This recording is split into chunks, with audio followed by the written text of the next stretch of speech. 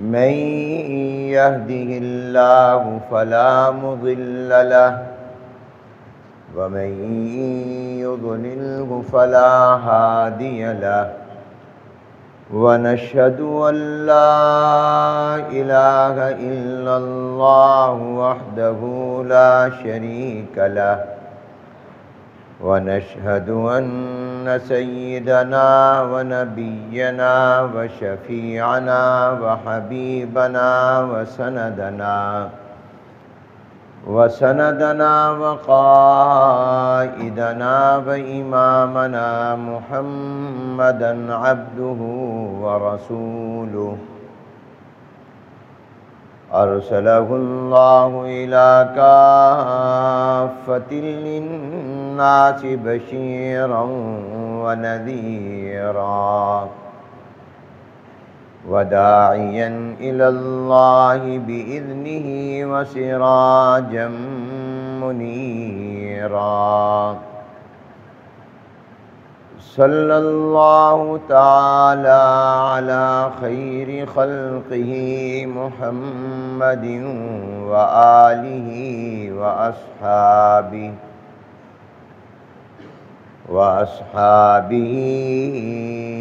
أجمعين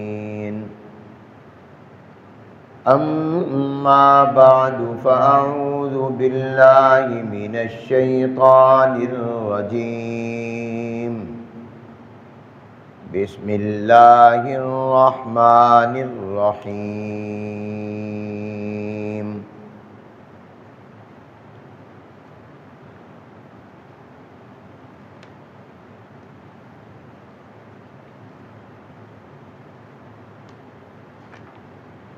وَلَقَدْ أَخَذَ اللَّهُ مِيثَاقَ بَنِي إِسْرَائِيلَ وَبَعَثْنَا مِنْهُمُ 12 نقيبا وَقَالَ اللَّهُ إِنِّي مَعَكُمْ لئن أقمتم الصلاة وآتيتم الزكاة وآمنتم برسلي وعزرتموهم وأقرضتم الله قرضا حسنا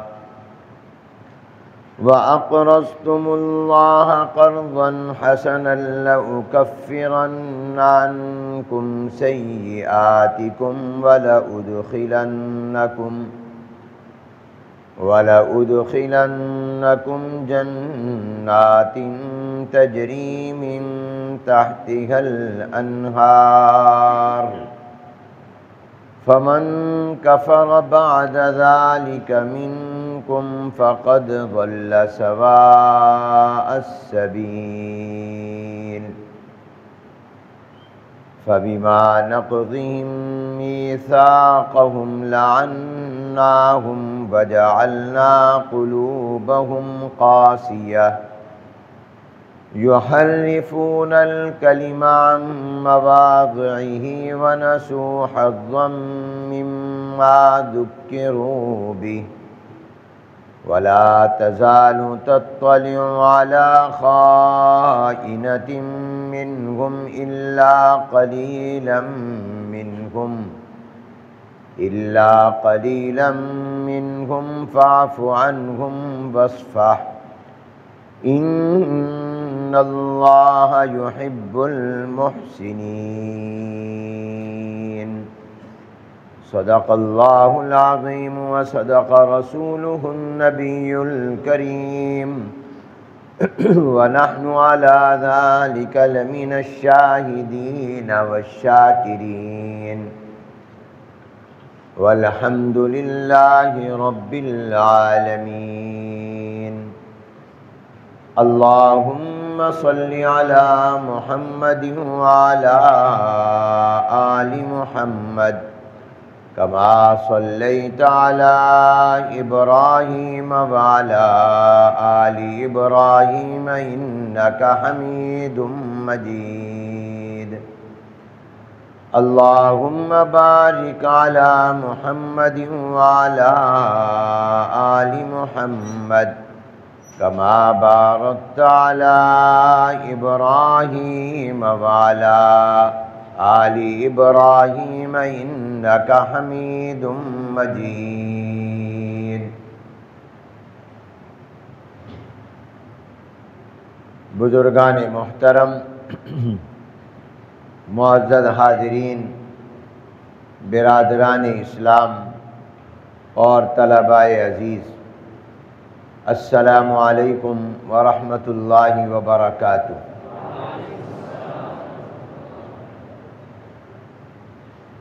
نماز جمعہ سے پہلے جو گزارشات پیش کی جا رہی ہیں ان کا عنوان قرآن کریم کی روشنی میں اللہ تعالیٰ کے محبوب اور پسندیدہ بندے اور کام، درمیان میں ربیع الاول کی مناسبت سے جناب نبی کریم رحمت عالم حضور اکرم صلی اللہ علیہ وآلہ وسلم کی ولادت سے پہلے معاشرے کی کیا صورتحال تھی، اور جناب نبی کریم صلی اللہ علیہ وآلہ وسلم نے اس معاشرے کو کیسے بدلا، اس کا تذکرہ ہوا تھا۔ اب پھر دوبارہ ہم اپنے اس موضوع کی طرف لوٹ رہے ہیں جو ہم پہلے سے تسلسل اور ترتیب کے ساتھ بیان کر رہے تھے، اور وہ موضوع جیسا کہ میں نے ابھی عرض کیا یہ تھا کہ اللہ تبارک و تعالیٰ کے محبوب اور پسندیدہ لوگ کون ہیں، اور کون سے ایسے کام ہیں جو کام کرنے والا جب وہ کام کرتا ہے تو وہ اللہ تعالیٰ کا محبوب اور مقبول بندہ بن جاتا ہے، اللہ اس سے محبت کرنے لگ جاتے ہیں۔ قرآن کریم میں اللہ تبارک و تعالیٰ نے اپنے مبغوض بندوں کا ذکر بھی کیا ہے، جن کو اللہ پسند نہیں کرتے، اللہ تعالیٰ ان سے محبت نہیں کرتے، اور ان بندوں کا تذکرہ بھی کیا ہے جن سے اللہ تعالیٰ خود محبت فرماتے ہیں، اور وہ محبت ان کے اعمال اور کاموں کی وجہ سے ہوتی ہے کہ اللہ تعالیٰ ان کے اس کام کی وجہ سے ان سے محبت فرماتے ہیں۔ چونکہ آج آپ طلباء کی ایک تعداد ابتدا میں ہی موجود ہے، اور انشاءاللہ آئندہ زندگی میں آپ نے منبر و محراب کا وارث بننا ہے، انشاءاللہ کہہ دیں۔ آپ نے یہ دعوت و تبلیغ کا فریضہ سر انجام دینا ہے، اور آپ نے انشاءاللہ نہ صرف اپنے علاقوں میں بلکہ اللہ آپ سے پوری دنیا میں دین کا کام لے گا۔ تو اس لیے میں اپنے اکابر کی سنی ہوئی اور ان کے تجربات کی روشنی میں دو تین باتیں جو آپ اگر غور سے سن لیں گے تو آپ کو پوری زندگی انشاءاللہ کام آئیں گی۔ پہلی بات تو یہ ذہن میں رکھیں کہ تقریر کس چیز کا نام ہے، خطابت کس چیز کا نام ہے۔ آپ حضرات داعی اور مبلغ اور خطیب بنیں گے اور مقرر بنیں گے تو آپ انشاءاللہ اگر اس بات کو اپنے دل و دماغ میں جگہ دیں گے تو آپ کے لیے زندگی بھر یہ کام آئے گی۔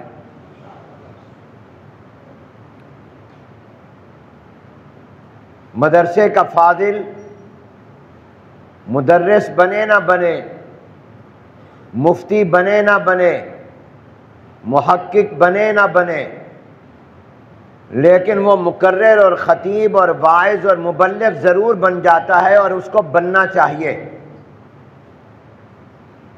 اور اس کی مشق زمانہ طالب علمی میں ہی کرنی چاہیے۔ جمعرات کی چھٹی شب جمعہ میں آپس میں تقاریر اور بیانات کا جو سلسلہ ہے، یہ زمانہ طالب علمی میں ہی طالب علم کو بہترین مبلغ اور داعی، مقرر اور خطیب بنا دیتا ہے اگر وہ اس میں حصہ لے اور محنت کرے۔ تکرار اور مطالعے کی پابندی زمانہ طالب علمی میں ہی طالب علم کو مدرس بنا دیتی ہے۔ سبق پڑھانے کا سلیقہ آ جاتا ہے، شاگردوں کو سبق اور کتاب سمجھانے کا طریقہ تجربہ ہو جاتا ہے۔ جو طالب علم زمانہ طالب علمی میں پابندی سے تکرار کرائے اور مطالعہ کرے، وہ الحمدللہ دورہ حدیث تک پہنچتے پہنچتے مدرس بن جاتا ہے۔ اور جو طالب علم زمانہ طالب علمی میں ہر جمعرات کو ہفتہ وار تقریر کرتا ہے اور اپنے ساتھیوں کے سامنے تقریر کرتا ہے، تو وہ الحمدللہ چند مہینوں دنوں میں مقرر اور خطیب بن جاتا ہے۔ اب تقریر کس چیز کا نام ہے؟ یاد رکھیے، تقریر نام ہے اثبات الموضوع بالدلیل۔ ایک پہلے موضوع متعین کرو اور پھر اپنے موضوع کو دلائل سے، واقعات سے ثابت کرو، اس کا نام تقریر اور خطابت ہے۔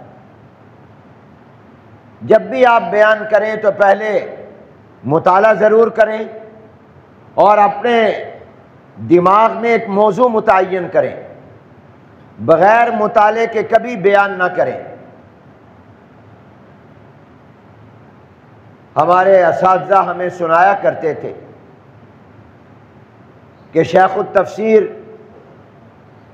شیخ الحدیث، اپنے زمانے اور دور کے رئیس المحدثین حضرت مولانا محمد ادریس صاحب کاندھلوی رحمۃ اللہ علیہ، جو ہمارے اکابر علماء میں سے گزرے ہیں، یہ کسی عام مدرسے میں شیخ التفسیر نہیں تھے، دارالعلوم دیوبند میں شیخ التفسیر تھے۔ اور پاکستان بننے کے بعد جب ہندوستان سے پاکستان آ گئے تو پہلے ٹنڈوالا یار کا، سندھ کا ایک بڑا مدرسہ تھا وہاں، اور پھر جامعہ اشرفیہ لاہور میں شیخ الحدیث کے منصب پر فائز رہے۔ قرآن کریم کی انہوں نے تفسیر لکھی ہے، اس کا نام بھی معارف القرآن ہے۔ معارف القرآن نام کی دو تفسیریں ہمارے بزرگوں کی ہیں، ایک مفتی اعظم پاکستان حضرت مولانا مفتی محمد شفیع صاحب رحمۃ اللہ علیہ، اور دوسری حضرت مولانا محمد ادریس صاحب کاندھلوی رحمۃ اللہ علیہ۔ دونوں اپنے وقت میں بڑے بڑے عالم تھے، محدث اور مفسر تھے، دونوں کا زمانہ ایک تھا، ہم عصر تھے، اور دونوں میں سے کسی ایک کو پتہ نہیں تھا کہ اس نام پر دوسرا تفسیر لکھ رہا ہے۔ جب دونوں کی تفسیریں مکمل ہوئی تو پتہ چلا دونوں کی تفسیروں کا نام معارف القرآن ہے، اور دونوں تفسیریں بڑی لاجواب ہیں۔ معارف القرآن حضرت مفتی محمد شفیع صاحب رحمۃ اللہ علیہ کی،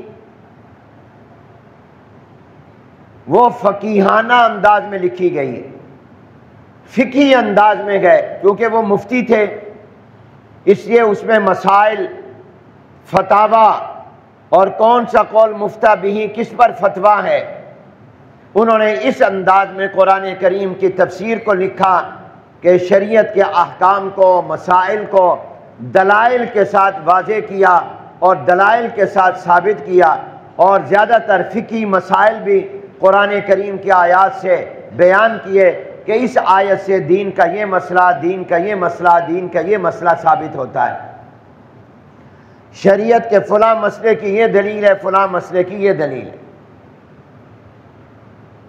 اور عام فہم آسان ہے، عام لوگ بھی اگر قرآن سمجھنا چاہتے ہیں تو یہ حضرت مفتی شفیع صاحب رحمۃ اللہ علیہ کی تفسیر جو 8 جلدوں میں ہے، اردو زبان میں ہے اور آسان اور الفاظ میں ہے، عام فہم ہے، جہاں سمجھنا آئے اپنی مسجد کے علماء سے رابطہ کر کے سمجھا جا سکتا ہے۔ تو یہ مسلمانوں کو چاہیے کہ وہ اگر قرآن سمجھنا چاہتے ہیں اور سمجھنا چاہیے تو وہ اس کا مطالعہ کریں،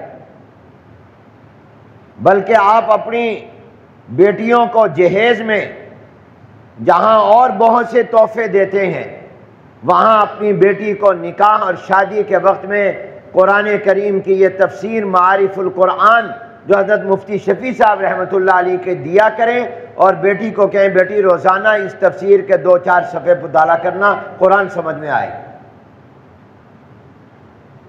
اور آپ طلبہ اس کا مطالعہ کریں گے تو آپ کو فقہی انداز اس میں لگے گا،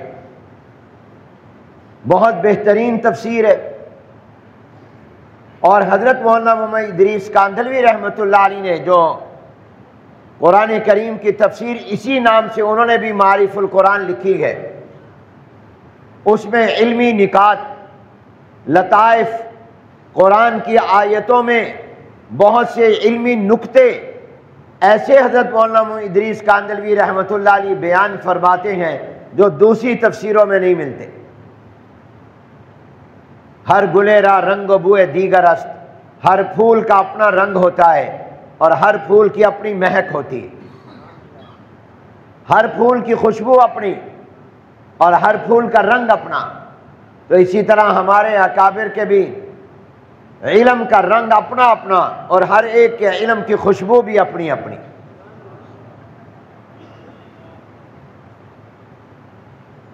تو حضرت مولانا محمد ادریس کاندھلوی رحمۃ اللہ علیہ اور مفتی محمد شفیع صاحب رحمۃ اللہ علیہ کی جو میں نے تفاسیر کا آپ سے تذکرہ کیا، مقصد یہ تھا کہ جب بھی آپ تقریر کرنے لگیں تو بتانا یہ چاہ رہا تھا کہ تقریر سے پہلے مطالعہ ضرور کریں، بغیر مطالعے کے کبھی تقریر نہ کریں۔ آج ہماری مسجدیں بے رونق، مولویوں کو گلا، نمازی دیر سے آتے ہیں، جب عربی خطبہ یا نماز شروع ہونے لگتی ہے اس وقت آتے ہیں۔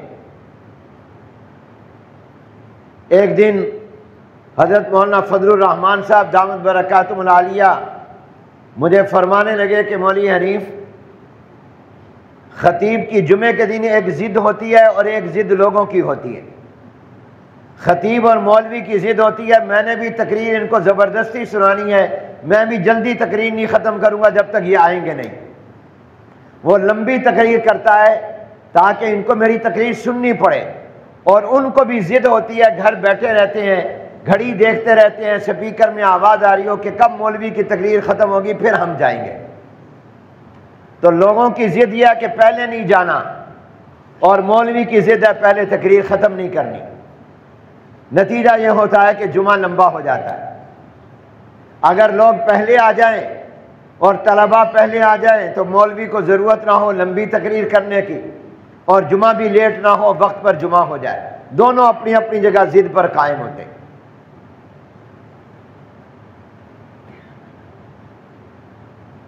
آج مسجدیں بے رونق ہو گئیں،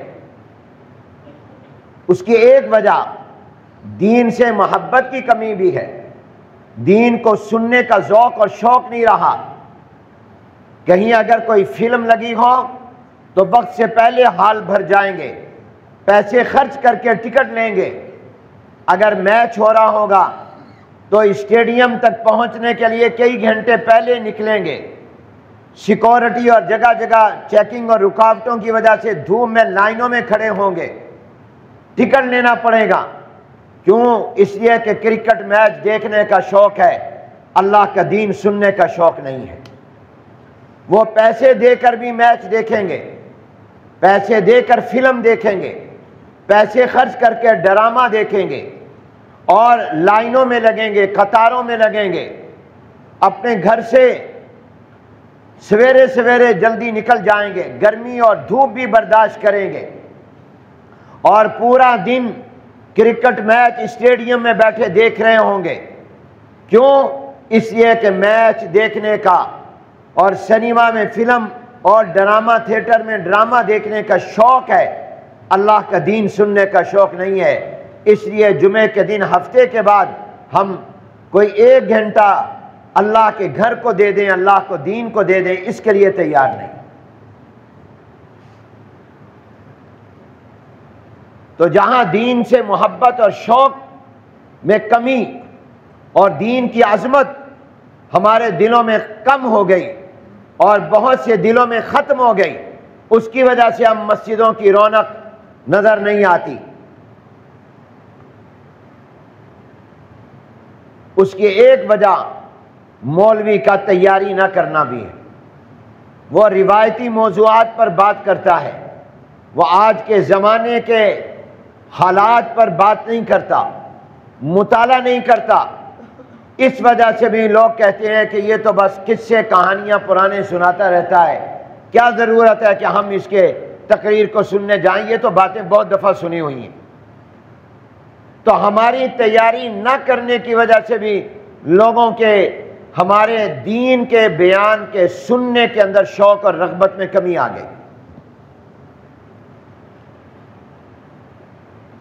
ہمارے اساتذہ سنایا کرتے تھے، جو بات عرض کرنا چاہ رہا تھا کہ یہ حضرت مولانا محمد ادریس صاحب کاندھلوی رحمۃ اللہ علیہ جو علم کا بڑا پہاڑ تھے اور جبال علم میں سے تھے، جن کو اللہ تعالیٰ نے مسند علم میں بہت اونچا مقام عطا کیا تھا۔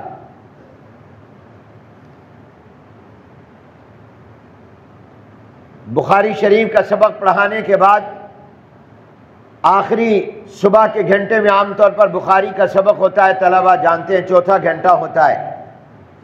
اس کے بعد وقفہ ہو جاتا ہے، تو طلبہ کی عادت ہوتی ہے، دورے کے طلبہ کی، کہ وہ کتاب ہاتھ میں لے کر اپنے استاد کے ساتھ ان کے گھر تک یا بیٹھک تک یا کمرے تک پہنچانے چلے جاتے ہیں۔ تو اس طرح طلبہ کا معمول تھا۔ تو حضرت مولانا ادریس کاندھلوی رحمۃ اللہ علیہ جب بخاری کا سبق پڑھا کر دارالحدیث سے نکلتے تو طلبہ ساتھ ساتھ پیچھے جاتے، حضرت اپنے گھر کی بیٹھک میں جا کر لیٹ جاتے اور طلبہ حضرت کے پاؤں ٹانگیں دبانے لگ جاتے۔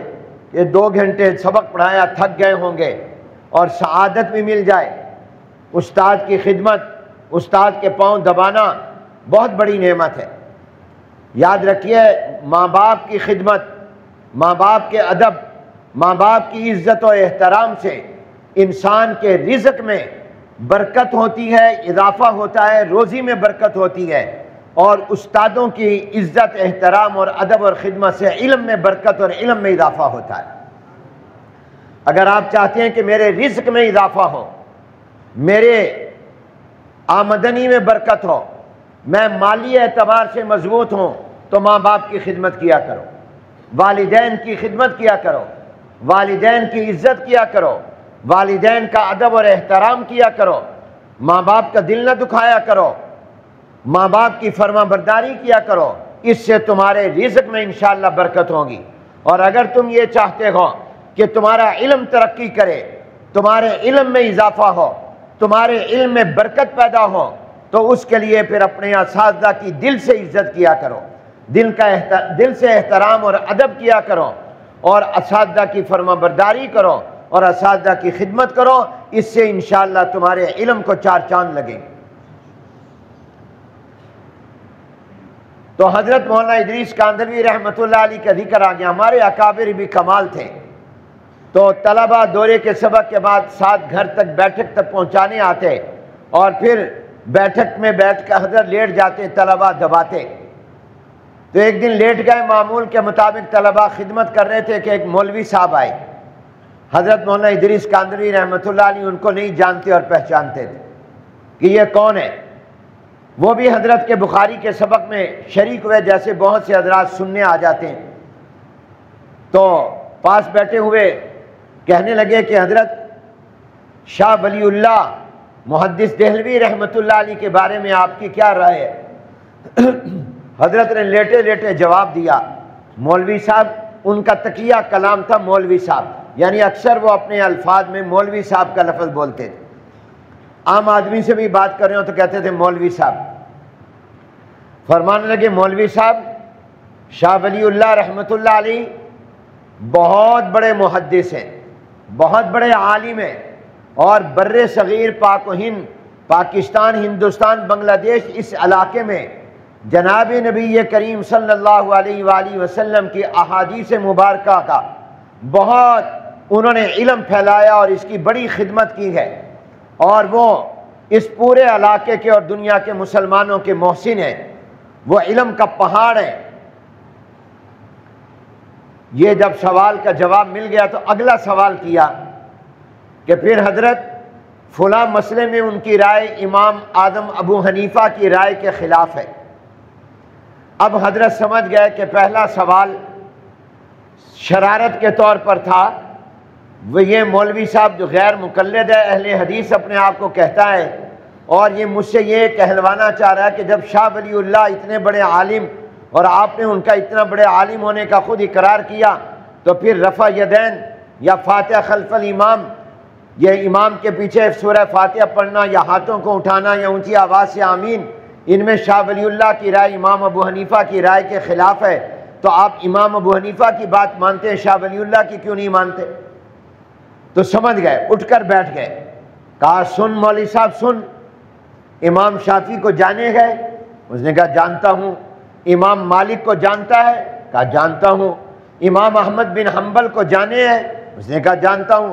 کہا مولوی صاحب، ہم نے اتنے بڑے بڑے اماموں کی رائے کو امام اعظم ابو حنیفہ کی رائے کے مقابلے میں چھوڑ دیا، ان اماموں کی رائے نہیں مانی، سب سے بڑے امام ابو حنیفہ کی رائے مانی، تو دلی کے مولوی ولی اللہ کو لیے پھرے ہے؟ یا آپ کا علمی ذوق ہوتا تو سبحان اللہ نکلتا۔ ابھی کہہ رہے تھے کہ کیا یہ علم کا پہاڑ ہے، اور اب کہتے ہیں دلی کے دہلی شہر ہے، دلی کے ایک مولوی کو تو لیے پھرتا ہے، اس کی رائے کا حوالہ دے رہا ہے۔ یعنی ابھی تو کیا کہہ رہے تھے، اب امام ابو حنیفہ کے مقابلے میں آیا تو یوں کہا جیسے یہ ایک مسجد کے ایک مولوی ہے۔ یہ وہی کہہ سکتا ہے جو علم کے اونچے مقام پر ہو، جس کی اپنی فقاہت بڑے بلند مقام پر ہو۔ تو میں عرض یہ کر رہا تھا کہ اتنے یہ بہت بڑے عالم، لیکن ہمارے استاد بیان کیا کرتے تھے کہ جب کبھی خیر المدارس میں تشریف لاتے اور ہمارے دادا حضرت مولانا خیر محمد صاحب رحمۃ اللہ علیہ، حضرت مولانا ادریس کاندری رحمۃ اللہ علیہ سے فرماتے کہ آپ فجر کی نماز کے بعد ذرا بیان کر دیں۔ نماز فجر کے وقت رات کو آئے، نماز فجر کا پڑھی تو نماز کے وقت کہا کہ آپ ذرا نماز کے بعد تھوڑا سا بیان کر دیں، طلباء کو نصیحتیں کر دیں، جیسے کوئی علماء آتے ہیں تو ہم آپ کو جمع کرتے ہیں تاکہ وہ آپ کو کچھ نصیحتیں فرما دیں۔ تو فرمایا کہ مولانا ادریس کاندلوی رحمۃ اللہ علیہ کا یہ معمول تھا کہ وہ فوراً بیان نہیں کرتے تھے۔ کہا مولوی خیر محمد آپ نے ابھی کہا ہے تو اس لیے پھر فلاں کتابیں ذرا کتب خانے سے منگواؤ، میں پہلے 15-20 منٹ مطالعہ کروں گا پھر بیان کروں گا۔ کتابیں منگواتے، مسجد میں ہی بیٹھے بیٹھے مطالعہ کرتے، پھر بیان فرماتے۔ جن کو اللہ نے حافظہ اور علم کتنا عطا کیا تھا، مگر اس کے باوجود مطالعے کے بغیر بیان نہیں کرتے تھے۔ اور آج ہم مطالعہ کیے بغیر جب کرتے ہیں اور پرانی باتیں بیان کرتے ہیں تو پھر ہماری بیان سننے کے لیے لوگ کہاں آئے؟ ہر بیان کے لیے مطالعہ کرو، پہلے تیاری کرو، اور تقریر کے لیے میں نے آپ کو بتایا کہ پہلے اپنے دماغ میں ایک موضوع متعین کرو اور اس موضوع پر پھر گفتگو کرو، اس موضوع پر مطالعہ کرو۔ یہ نہیں کہ کبھی لاہور، کبھی کراچی، کبھی دلی اور کبھی جناب امریکہ پہنچ گئے، یعنی تقریر میں کبھی کچھ بیان کر رہے ہیں کبھی کچھ بیان کر رہے ہیں، نہیں، ایک موضوع پر گفتگو کرنا، اس کا نام تقریر ہے، اس کا نام خطابت ہے۔ خطابت اور تقریر نام ہے اثبات الموضوع بالدلیل۔ ایک موضوع متعین کر کے اس کو دلائل سے ثابت کرو۔ مثلا آپ نے نماز پر گفتگو کرنی ہے تو آپ پہلے نماز کا ایک موضوع جب آپ نے متعین کے لیے اس پر مطالعہ کریں کہ نماز پڑھنے کی کتنی تاکید ہے اور نماز کے چھوڑنے پر کیا کیا وعیدیں اور سزائیں آئی ہیں، قرآن میں کیا ہے، حدیث میں کیا ہے۔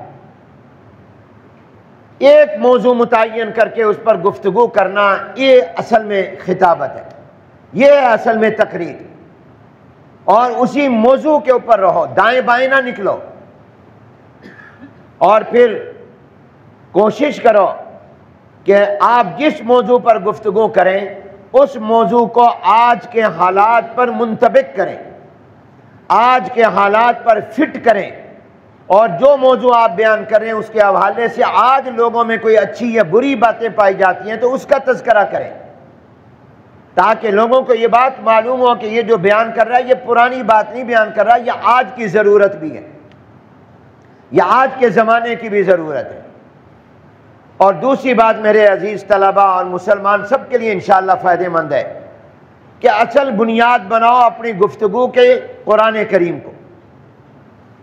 اصل قرآن کریم ہے، قرآن کریم اللہ کی عظیم الشان نعمت ہے جو اللہ نے ہمیں عطا کی ہے، اور جب قرآن اور حدیث کے حوالے سے بات کرو گے تو لوگوں کے دل و دماغ اس کو جلدی قبول کریں گے، وہ کسی اور کے بات کو جلدی قبول نہیں کریں گے جتنی جلدی قرآن اور حدیث کی بات کو قبول کریں گے۔ تو قرآن اور حدیث کی روشنی میں کرو اور خوب مطالعہ کر کے کرو، اور قرآن کریم میں اور احادیث میں بے شمار موضوعات ہیں۔ مولوی کے لیے سب سے مشکل کام کیا ہوتا ہے؟ جمعہ پڑھانے والے کا سب سے مشکل کام ہوتا ہے اس کے لیے جمعے کے دن موضوع کا انتخاب، یہ سب سے مشکل کام ہوتا ہے، اس لیے کہ ہر جمعے سننے والے لوگ وہی ہیں۔ اب پچھلے جمعے والی تقریر ہو نہیں سکتی،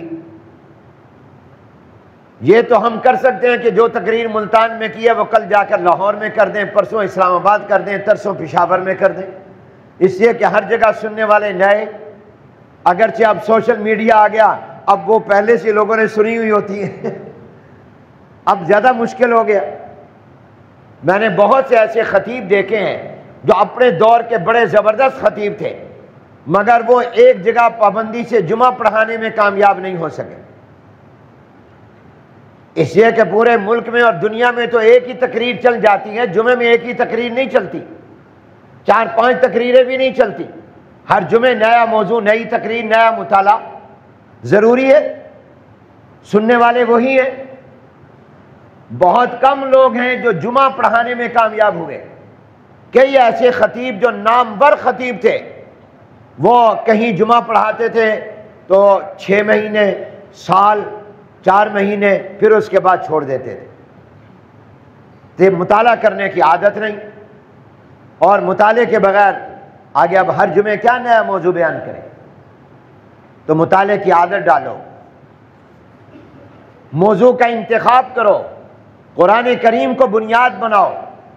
قرآن کریم یہ علوم کا سرچشمہ ہے، اور قرآن کریم کی روشنی میں آپ غور کریں گے اتنے موضوعات آپ کو مل جائیں گے کہ آپ کا پوری زندگی کے جمعے کے خطبات اور جلسوں کی تقریریں چلتی رہیں۔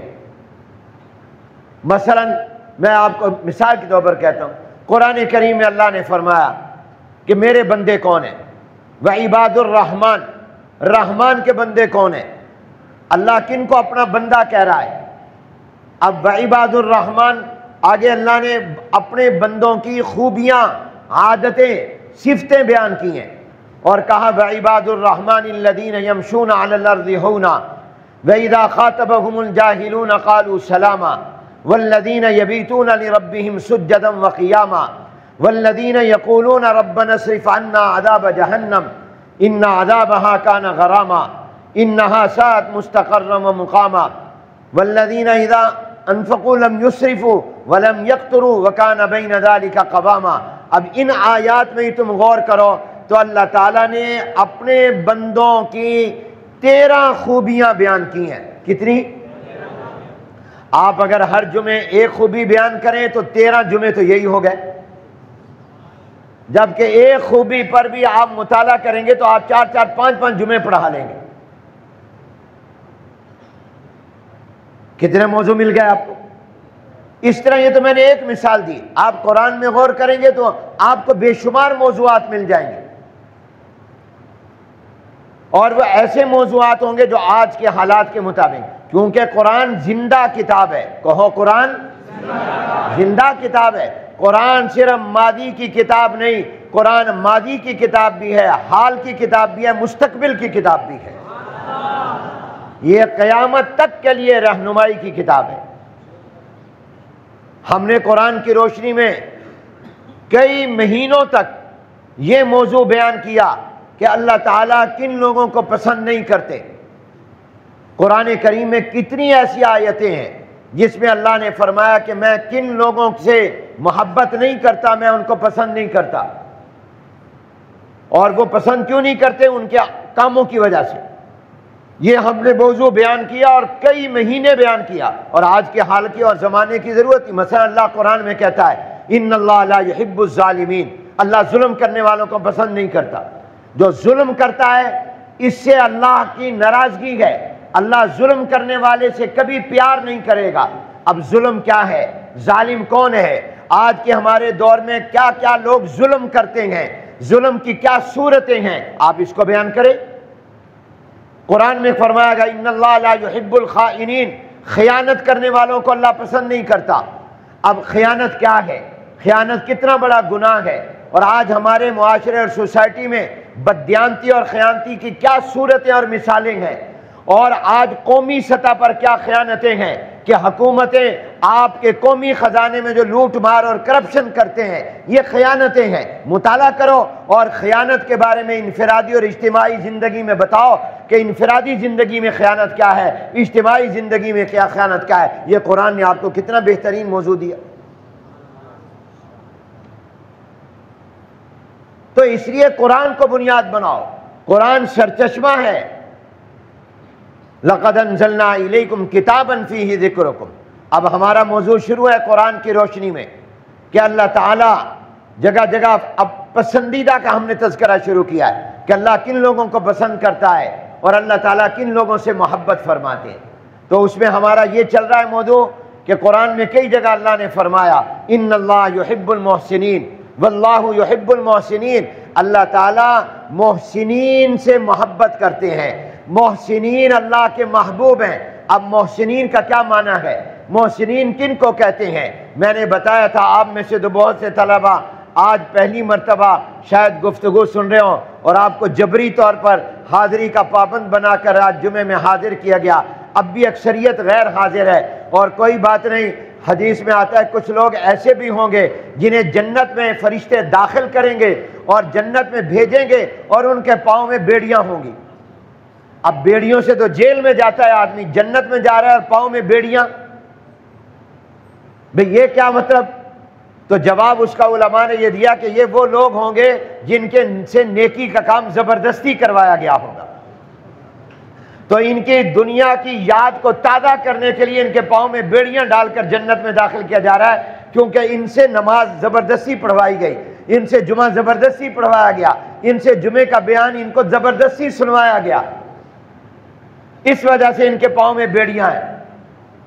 جی استادوں نے ڈنڈے سے کہا چلو نماز پڑھو تکبیر اولیٰ کے ساتھ، جی تو اس وجہ سے یہ جب جنت میں جا رہے ہیں تو پاؤں میں بیڑیاں پڑی ہوئی ہیں، کیونکہ دنیا میں ان کے کام نیکی کے زبردستی کروائے گئے تھے، یہ اس کی یاد تازہ کی جا رہی ہے۔ تو آپ غور کریں کہ آپ نے جنت میں بیڑیوں کے ساتھ جانا ہے یا بغیر بیڑیوں کے جانا ہے، یہ فیصلہ آپ نے خود کرنا ہے۔ تو قرآن کریم کی روشنی میں ہم یہ موضوع بیان کر رہے ہیں کہ اللہ تعالیٰ محسنین سے محبت فرماتے ہیں، اور یہ موضوع اس لیے بیان کر رہے ہیں تاکہ ہم بھی اللہ کے محبوب بن جائیں، اللہ ہم سے محبت کرے، ہمیں پتہ چلے قرآن کی روشنی میں کہ اللہ کن لوگوں سے محبت کرتا ہے، کن کاموں کی وجہ سے کرتا ہے۔ محسنین کا معنی بتایا گیا تھا، نیکی کرنے والے مراد ہے، اللہ نیکی کرنے والوں سے محبت کرتا ہے، جو بھی کوئی نیک کام کرے گا، نیک کام کرنے پر اسے اللہ کی محبت مل جائے گی، وہ اللہ کی محبوبوں کی فہرست میں شامل ہو جائے گا۔ معلوم ہے نیکی کرنا اچھا کام، اور ایک معنی اس کا کیا گیا ہے احسان کرنے والوں کو، کہ آپ کسی کے ساتھ احسان کریں، مشکل میں کام آ جائیں اور اس کے امتحان کے اور آزمائش میں اس کا ساتھ دے دیں، تو اللہ تعالیٰ شریعت کی حدود میں رہتے ہوئے اگر کسی کے ساتھ احسان کرے گا تو اللہ تعالیٰ احسان کرنے والے کو اپنا محبوب بنا لیتے ہیں۔ اور تیسرا معنی میں نے احسان کا یہ بیان کیا تھا کہ ہر کام کو اچھے طریقے پر کرنا، یہ بھی احسان کا معنی ہے۔ آپ نماز پڑھیں اچھے طریقے پر پڑھیں، آپ وضو کریں اچھے طریقے پر کریں، آپ کوئی بھی دین کا کام کریں اچھے طریقے پر کریں، جہاد، دعوت و تبلیغ، تجارت، کاروبار، کھیتی باڑی، ملازمت، کوئی کام بھی جب کریں اچھے طریقے پر کریں، یعنی شریعت اور سنت کے مطابق کریں۔ جب بھی کوئی کام اچھے طریقے پر کرو گے، حتیٰ کہ جانور کو ذبح کرو گے تو اچھے طریقے پر کہ چھری پہلے تیز کر لو، جانور کو لٹاؤ بعد میں، اور جانور کو ذبح کرنے کے بعد فوراً اس کی کھال نہ اتارو، اس کا خون نکلنے دو، اس کو ٹھنڈا ہونے دو، پھر اس کا چمڑا اور کھال اتارو۔ یہ جانور کو اچھے طریقے پر ذبح کرنا ہے۔ فرمایا یہ اچھے طریقے پر اگر کوئی کرے گا، یہ جانور ذبح کرنے والا بھی اللہ کا محبوب ہو جائے گا، یہ بھی اللہ کا پسندیدہ ہو جائے گا۔ تو یہ میں نے معنی بیان کیے تھے، اور آپ حضرات کا تو علم بہت زیادہ ہے، اس لیے آپ کو ضرورت ہی نہیں ہے۔ تو یہ ہمارا جمعے کا بیان روایتی نہیں ہوتا، یہ ایک سبق ہوا کرتا ہے۔ تو ہم یہ بیان کر رہے ہیں کہ اللہ تعالیٰ نے کہاں کہاں یہ فرمایا کہ میں محسنین سے محبت کرتا ہوں، وہ آیتیں ہم بیان کر رہے ہیں، اور ان آیتوں کا سیاق و سباق بیان کر رہے ہیں کہ پہلے کیا کہا اور اس کے بعد کیا فرمایا۔ اسی سلسلے میں یہ آیت میں نے پڑھی ہے، یہ سورۃ المائدہ کی آیت نمبر 13 ہے، 6 پارے کی آیت ہے۔ اس آیت میں اللہ تعالیٰ نے پھر یہ لفظ فرمایا ہے، بسم اللہ الرحمن الرحیم، وَلَقَدْ أَخَذَ اللَّهُ مِيثَاقَ بَنِي إِسْرَائِيلَ وَبَعَثْنَا مِنْهُمُ 12 نَقِيبًا وَقَالَ اللَّهُ إِنِّي مَعَكُمْ لَئِنْ أَقَمْتُمُ الصَّلَاةَ وَآتَيْتُمُ الزَّكَاةَ وَآمَنْتُمْ بِرُسُلِي وَعَزَّرْتُمُوهُمْ وَأَقْرَضْتُمُ اللَّهَ قَرْضًا حَسَنًا لَأُكَفِّرَنَّ عَنْكُمْ سَيِّئَاتِكُمْ وَلَأُدْخِلَنَّكُمْ جَنَّاتٍ تَجْرِي مِنْ تَحْتِهَا الْأَنْهَارُ فَمَنْ كَفَرَ بَعْدَ ذَلِكَ مِنْكُمْ فَقَدْ ضَلَّ سَوَاءَ السَّبِيلِ فَبِمَا نَقْضِهِمْ مِيثَاقَهُمْ لَعَنَّاهُمْ وَجَعَلْنَا قُلُوبَهُمْ قَاسِيَةً يُحَرِّفُونَ الْكَلِمَ عَن مَّوَاضِعِهِ وَنَسُوا حَظًّا مِّمَّا ذُكِّرُوا بِهِ وَلَا تَزَالُ تَطَّلِعُ عَلَىٰ خَائِنَةٍ مِّنْهُمْ إِلَّا قَلِيلًا مِّنْهُمْ فَاعْفُ عَنْهُمْ وَاصْفَحْ إِنَّ اللَّهَ يُحِبُّ الْمُحْسِنِينَ۔ اب میں نے تلاوت تو 2 آیتوں کی 12 اور 13 کی، مگر میرا مقصود دوسری آیت کا آخری جملہ ان اللہ یحب المحسنین، یہ میری گفتگو کا موضوع ہے، یہ میرے آج کے جمعے کی تقریر کا موضوع ہے کہ اللہ تعالیٰ نیکی کرنے والوں، اللہ تعالیٰ احسان کرنے والوں، اللہ تعالیٰ ہر کام کو اچھے طریقے پر کرنے والوں سے محبت فرماتے ہیں، ان سے محبت کرتے ہیں۔ مگر یہ بات اللہ نے کس سیاق و سباق میں فرمائی؟ اس سے پہلے اللہ نے کیا بیان کیا جس کے نتیجے کے طور پر اللہ نے یہ فرمایا کہ میں ان سے محبت کرتا ہوں؟ وہ کون سے کام اللہ نے اس سے پہلے بیان کیے جس کے نتیجے کے طور پر فرمایا کہ ان کاموں کے نتیجے میں ان لوگوں سے محبت کرتا ہوں؟ یہ ہماری گفتگو کا موضوع ہے۔ لہذا ان اللہ یحب المحسنین کو سمجھنے کے لیے ضروری ہے کہ اس سے پہلے آیتوں میں کیا مضمون آیا ہے، اللہ نے کیا فرمایا ہے، تب اس کے بعد آپ کو یہ بات سمجھ میں آئے گی۔ اس لیے کہ آخری بات پہلی باتوں کا نتیجہ ہوتا ہے، جب تک پہلی باتیں نہیں سنے گا تو آخری بات کا کوئی فائدہ نہیں۔ پہلی کو اگر بات سے توڑ دو، بات کو پہلے سے توڑ دو تو بات مفہوم ہی بدل جائے گا۔ جیسے ایک آدمی آپ سے کہے کہ اللہ نے نماز کے قریب جانے سے بھی روکا ہے، آپ کے کیا دلیل؟ کہتا قرآن میں اللہ نے کہا یا الذین آمنوا لا، ایمان والو نماز کے قریب بھی نہ جاؤ۔ بھی تو نماز کیوں نہیں پڑھتا؟ کہتے اللہ کے حکم پر عمل کرتا ہوں، اللہ نے کہا ہے کہ نماز کے قریب بھی نہ جاؤ، یہ دیکھو قرآن کی آیت ہے۔ اب آپ اس کو اگر جانتے ہوں گے تو کہیں گے ذرا آگے بھی پڑھ لے، وانتم سکارا، شراب پی ہوئی ہو تو شراب اور نشے کی حالت میں نماز نہ پڑھو۔ اللہ تمہیں شراب کے نشے کے مست ہو کر نماز سے روک رہا ہے، یہ نہیں ہے کہ تمہیں عام حالات میں نماز سے روک رہا ہے۔ اب مفہوم ہی بدل گیا، جب آپ نے پہلی بات کو پچھلی سے پچھلی کو پہلی سے کاٹ دیا تو معنی ہی بدل گئے۔ تو اس لحاظ سے پورا سمجھنا ضروری ہے۔ چنانچہ جو میں نے پہلی آیت پڑھی ہے اس میں اللہ تعالیٰ فرماتے ہیں ہم نے بنی اسرائیل سے عہد لیا۔ اب سمجھو بنی اسرائیل کن کو کہتے ہیں؟ بس یہ میں چونکہ وقت ہو گیا اس لیے 2-4 منٹ میں بات کرتا ہوں، پھر اگلے جمعے سے انشاءاللہ۔ اسرائیل یہ حضرت یعقوب علیہ السلام کا نام اور لقب ہے۔ حضرت یعقوب علیہ السلام کا ایک نام یعقوب ہے اور ان کا ایک نام اسرائیل بھی ہے، اور اسرائیل کا معنی ہے اللہ کا بندہ۔ عبداللہ، جو معنی عبداللہ کا ہے وہی معنی اسرائیل کا ہے۔ ایل کہتے ہیں اللہ کو اور اسرا کہتے ہیں بندے کو۔ اللہ کا بندہ یعنی عبداللہ، تو یعقوب علیہ السلام کا نام یعقوب بھی تھا، اسرائیل بھی تھا، اور جتنے بھی یہ یہودی ہیں یہ تمام کے تمام یعقوب علیہ السلام کی اولاد ہیں، اس لیے ان کو کہا جاتا ہے بنی اسرائیل۔ اسرائیل یعنی یعقوب علیہ السلام کی اولاد۔ یہودی یعقوب علیہ السلام کو ماننے کا دعویٰ کرتے ہیں، اس لیے مسلمانوں کی زمین کو ناجائز قبضہ کر کے جو انہوں نے ملک بنایا ہے، ناجائز ملک بنایا ہے، اس کا نام کیا رکھا انہوں نے؟ بولو، اسرائیل رکھا۔ انہوں نے نام تو رکھا یعقوب علیہ السلام کے نام پر، مگر کیا ظلم کہ مسلمانوں کی زمین چھین کر ناجائز قبضہ کر کے انہوں نے وہاں پر اپنا ملک بنایا، جس کو آج تک ہم نے مانا نہیں ہے اور تسلیم نہیں کیا۔ یہ 7 اکتوبر کو 1 سال پورا ہو رہا ہے اسرائیل کی جارحیت کو، اسرائیل کے ظلم کو، اسرائیل کی وحشت و بربریت کو، اسرائیل کی درندگی کو۔ عجب ہے پورنوار خیر المدارس خدا کا ہے۔